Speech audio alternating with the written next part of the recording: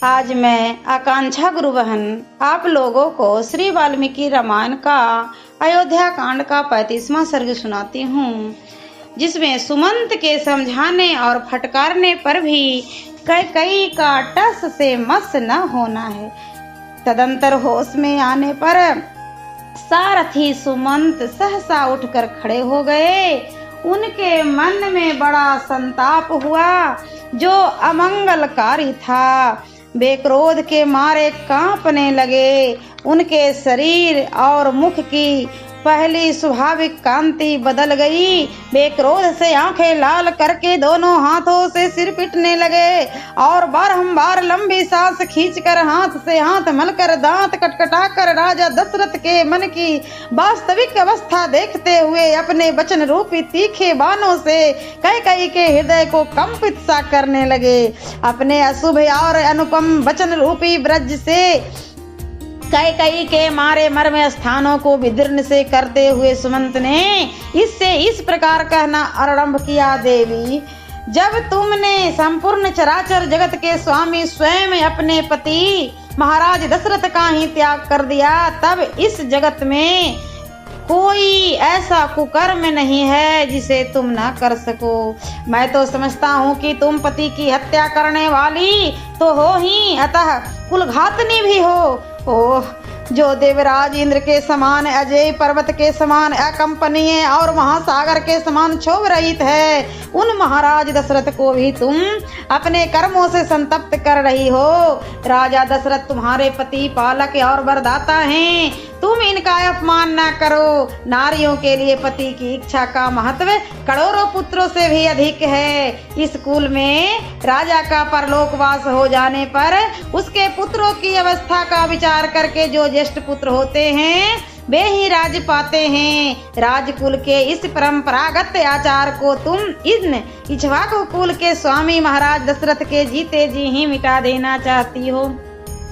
तुम्हारे पुत्र भरत राजा हो जाएं और इस पृथ्वी का शासन करें, किंतु हम लोग को तो वहीं चले जाएंगे जहां श्री राम जाएंगे। तुम्हारे राज्य में कोई भी ब्राह्मण निवास नहीं करेगा। यदि तुम आज जैसा मर्यादाहीन कर्म करोगी तो निश्चय ही हम सब लोग उसी मार्ग पर चले जाएंगे जिसका श्री राम ने सेवन किया है। संपूर्ण बंधु बांधव और सदाचारी ब्राह्मण भी तुम्हारा त्याग कर देंगे। देवी, फिर इस प्रकार को पाकर तुम क्या आनंद मिलेगा।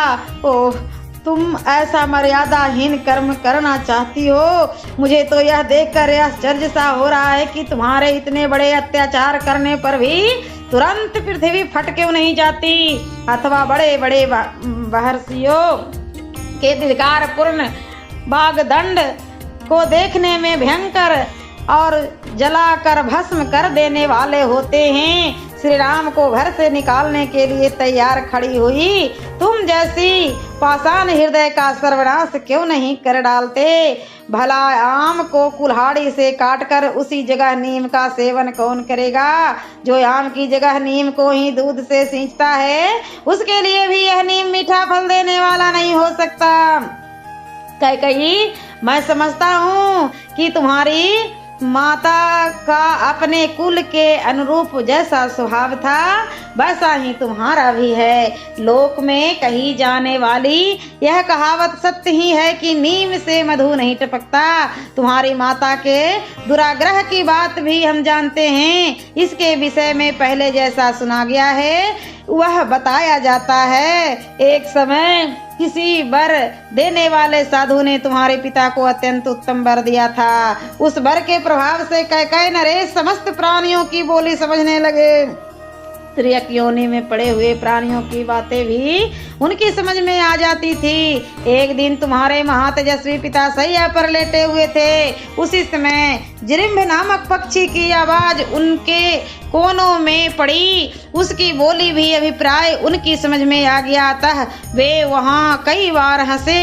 उसी सैया पर तुम्हारी माँ भी सोई थी। वह यह समझकर कि राजा मेरी ही हंसी उड़ा रहे हैं कुपित हो उठी और गले में मौत की फांसी लगाने की इच्छा रखती हुई बोली, सौम्य नरेश, तुम्हारे हंसने का क्या कारण है, यह मैं जानना चाहती हूँ। तब राजा ने उस देवी से कहा, रानी, यदि मैं अपने हंसने का कारण बता दूं तो उसी क्षण मेरी मृत्यु हो जाएगी, इसमें संशय नहीं। देवी, यह सुनकर तुम्हारी रानी माता ने तुम्हारे पिता कैकयराज से फिर कहा, तुम जियो या मरो, मुझे कारण बता दो, भविष्य में तुम फिर मेरी हंसी नहीं उड़ा सकोगे।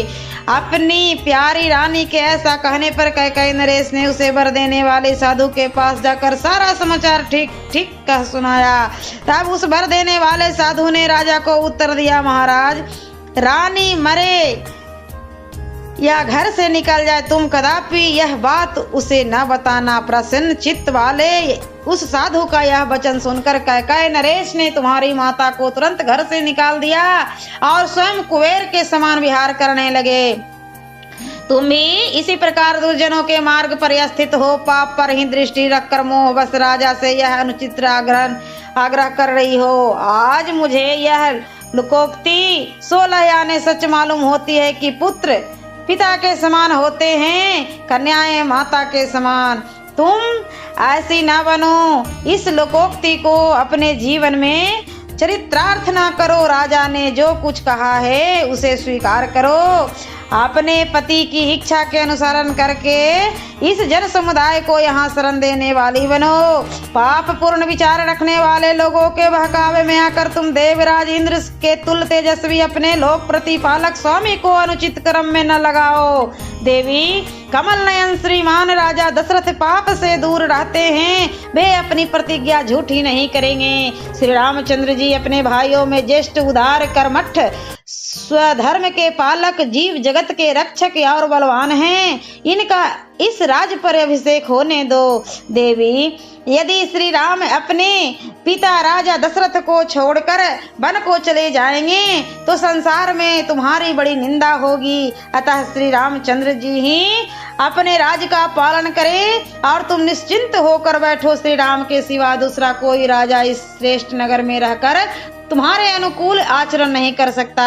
श्री राम के युवराज पद पर प्रतिष्ठित हो जाने के बाद महाधनुर्धर राजा दशरथ पूर्वजों के वृतांत का स्मरण करके स्वयं वन में प्रवेश करेंगे। इस प्रकार सुमंत ने हाथ जोड़कर कैकई को उस राजभवन के संतावना पूर्ण तथा तीखे वचनों से भी बारंबार विचलित करने की चेष्टा की, परंतु वह टस से मस न हुई। देवी कैकई के मन में न तो क्षोभ हुआ और न दुख ही। उस समय उनके चेहरे के रंग में भी कोई फर्क नहीं दिखाई दिया। सियावरी रामचंद्र की जय।